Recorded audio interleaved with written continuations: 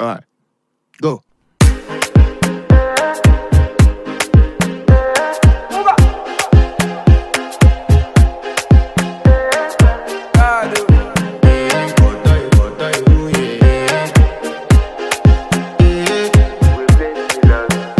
I want to flex my love, I want to impress, and I want to carry my love away to a place she loves. I'm a man, I want to impress.